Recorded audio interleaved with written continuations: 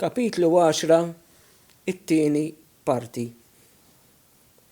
Wieħed miċ-ċentri fejn kienu jaħżnu l-ikel kienet l-iskola primarja ta' Raħal Ġdid. Tistgħu taħsbu kif kienet massa dil-biċċa bini? Iżda tfal mhix ħaġa ħafifa ssib tarfhom. Niftakar li kien hemm klikka ta' żgħażagħ li ma kinux skomunikati bil-ftit. Dawn kienu jistennew it-trakkijiet tilajn mobbija xkejjer li kien ikun fihom bottijiet tal-ħalib maħlul u lanet oħra tal-ikel.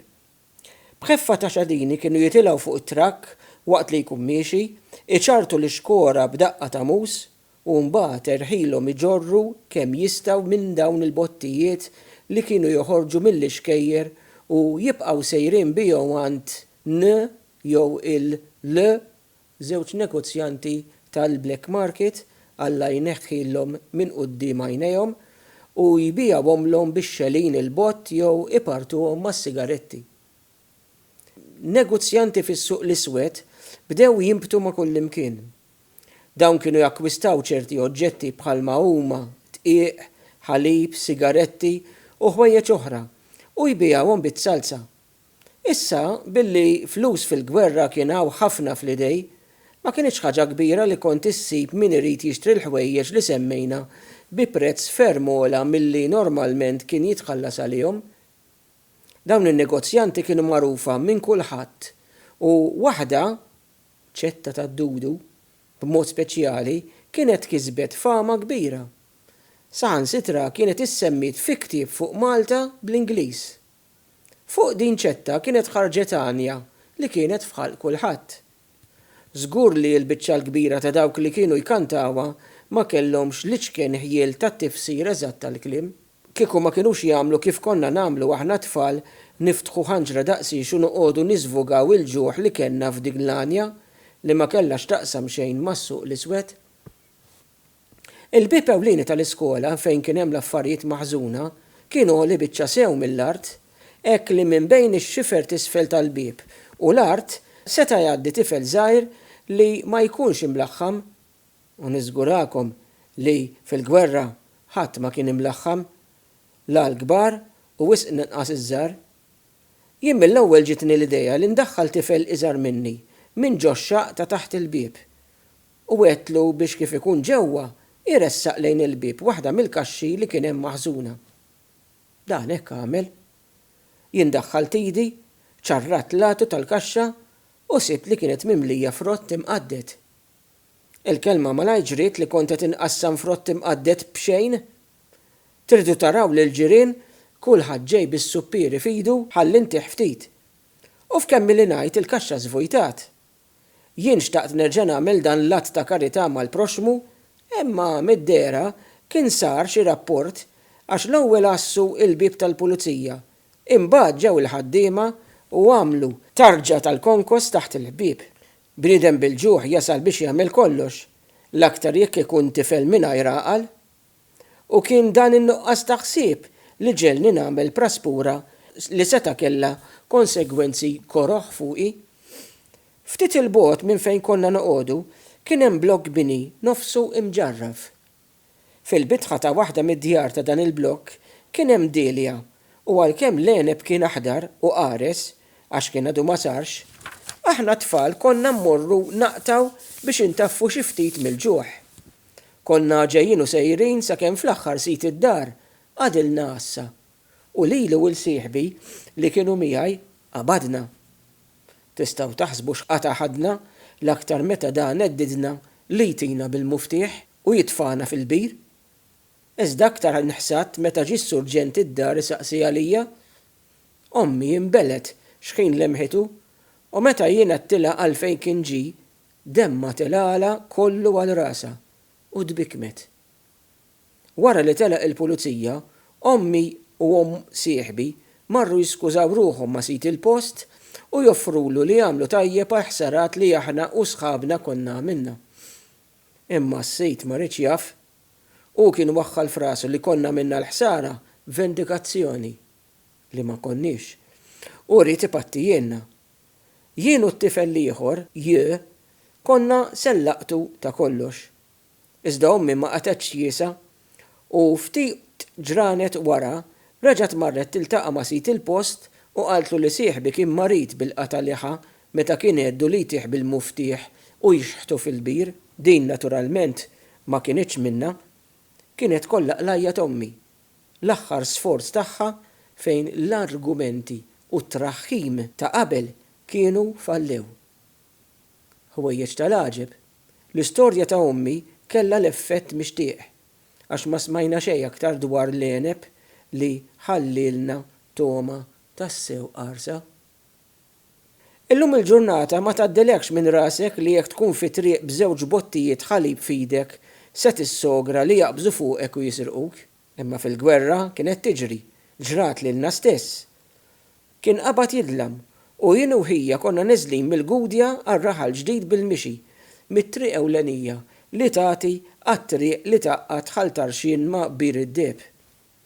Fil-qoffa kellna r-razzjon, żewġ boros trab tal-ħalib, trab tal-bajt, xi ftit sokkor, ftit smit, insomma, tabija li konna qed nożżu daqs il-mimmi ta' għajnejna. Bejn minħabba li kien għoddu dalam u bejn li ma ridniex ninqabdu fil-ħbit, dak il-ħin ma qadniex nitlajjaw mat-triq. Imma l-għali, kif jgħidu, ikun wara l-kantuniera. F'ħin minnhom minn taħt ħajt ta' għalqa ħareġ żagħżugħ. Xi 3 jew 4 snin akbar minna, għajnejh mill-ewwel xeħithom fuq il-qoffa. Mingħajr ma saqsina minn konna u fejn konna sejrin, qabad u tagħna żewġ lummijiet li kellu fidu. Aħna ħadnihom u bqajna nħarsu lejn xulxin.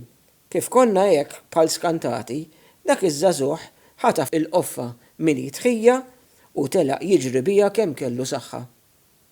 Aħna morna l warajh, iżdu kien akbar minna u ma konniex nilħquh żgur.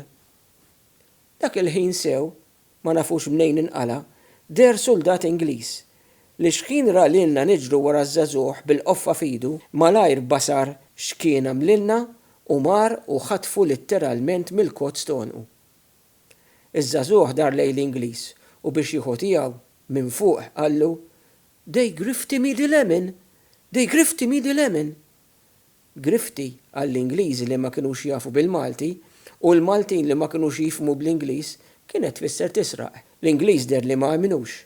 Ħadlu l-qoffa minn idu, farfarlu daqqa ta' siq fuq wara u meta raħ jitbiet tagħna l-qoffa lura. Jien u ħija nirringrazzjajnih bil-qalb lil dak is-soldat u ħaffifna lejn id-dar. Ma nafx kif konna se nidru quddiem omna mingħajr razzjon kieku l-bambi ma baċ lil dak l-Ingliż li rajnieh Anġlu nieżel mis-sema. L-iskarsezza ma kienx biss fil-ħwejjeġ tal-ikel. Ħwejjeġ u żraben, pereżempju, ma kont issib imkien. Niftakar kienu jagħmlu żraben minn wiċċ tal-luna jew kanvas, waqt li l-qiegħ kien ikun tal-ħbula jew tal-lasktu tat-tajers tal-karozzi. Ġieli l-qiegħ kien ikun tal-injam. Kollox kien jgħod u kollox kien moda. Bħalma kellna kupuni għall-ikel, hekk ukoll kellna kupuni għall-ħwejjeġ. Konna niftakar nixtru l-kutri u mbagħad nagħmluhom kowtijiet. Kull min tara liebes il-kutri u d-drappijiet tal-purtieri. Kien hemm min mix-xoqqa tal-pjanti tad-diżinjaturi kien jagħmel qomos u l-biesi tas-sajf. Ħwejjeġ skartati u żraben li min jafta min kienu qabel bdew jinħarġu minn ġol kaxex fil-kmamar tal-bejt u jerġgħu jintlibsu. L-aqwa li ma noqgħodux b'xejn. Lejn tmiem il-gwerra kienu waslu ħafna lbiesi u ġugarelli mibgħuta Malta minn soċjetajiet Maltin ta' barra u minn oħrajn li xtaqu jgħinu il-popolazzjoni li kienet nieqsa minn kollox moral baxxa l-aħħar. Tridu taraw li l-kulħadd sejjer għand il-protection officer bit-tama li jiddobba xi ħaġa tiġih, xi qmis, qalsiet jew xi żarbun. Aħna tfal ma nixxi ngħidu moħħna kien fil-ġugarelli u kien hemm ħafna fostna li ma ħarġux iddesappuntati għalkemm jien ma kontx wieħed minnhom. Niftakar sħabi kienu ddubbaw il-bloks u l-plastisin. L-ewwel darba li konna rajna ħwejjeġ tal-logħob bħal dawk. F'Awwissu tal-1942 il-ġuħ kien fl-aqwa tiegħu. Ħafna min-nies kienu magħluba, blada mimqabbes il-barra. L-irġiel jissikkaw iċ-ċintorini sal-aħħar toqob u n-nisa idaħlu mill-ilbiesi. Niftakarhom jgħidu li bdew joqtlu l-mos għall-laħam. U ma nafx jekkux minnu jew le, imma kienet ġrit il-kelma li bdew joqtlu l-klieb u l-qtatis u jbijaw laħamhom. Jista' jkun li din kienet qlajja, iżda jekk kienet ma naf li kellha ebda effett fuq in-nies. Daqshekk kien kbir l-aks li kien waqa' fuqna. Iżda f'nofs ix-xahar, nhar it-tluq ta' Omna Marija fis-sema, ġrit l-aħbar li kien wasal fostna il-konvoj li beda jissejjaħ sal-lum il-konvoj ta' Santa Marija u li ħelisna minn ħalq il-mewt jew ladu għax ma kienx baqalna nkarkru wisq iżjed. Ma għandix amment kif kienet milquwa l-aħbar tal-wasla tal-vapuri tal-merkanzija fil-port il-kbir li niftakaru li mal-wasla tal-bastimenti bdew jerġgħu jidhru l-affarijiet tal-ikel, l-aqwa fosthom it-tqieq li ju tant infittex minna l-Maltin. Xi żmien wara l-wasla tal-konvoj, il-ħobs reġa' sar abjad u ma baqax lewn kannella skur kif kienu għamluh. X'kien rajt dak il-ħobs abjad, tant u safi, bqajt iċċassat inħares lejh. Il-barka talla reġgħet niżlet fuq il-gżejjer tagħna wara l-jiem ta' ċaħda u taqtih il-qalb. U hawn jintemm kapitlu 10.